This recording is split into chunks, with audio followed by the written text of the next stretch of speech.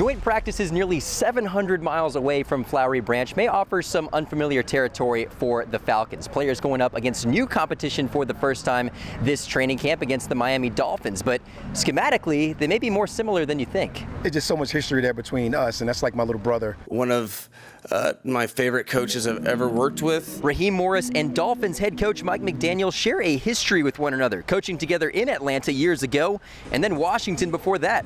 He's one of those guys I talk about all the time and got so much respect for him, what he's been able to accomplish and do in this league.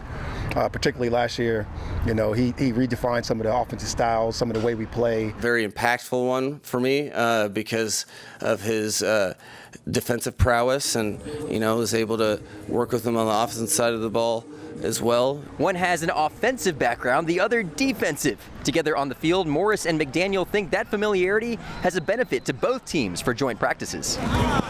In joint practices, where you have extensive working history with the other head coach, I think it's a little bit easier. There's more similarities to the flow of practice to your normal practice because of our paths and what we believe in. I love these practices. Going out to LA was really an eye-opening experience for me, and really putting the importance on the joint practices because you have the chance to mitigate injuries, and you want to do most of it because it's for your players. Now, it wasn't all sunshine and rainbows on this day one of joint practices as the rain begins to fall here in Miami Gardens. Drake London involved in a scuffle with a few Dolphins players. We asked quarterback Michael Penix Jr. about that, and he said, hey, it's just football. We're going to see what actually happens this Friday for that first preseason game against the Fins.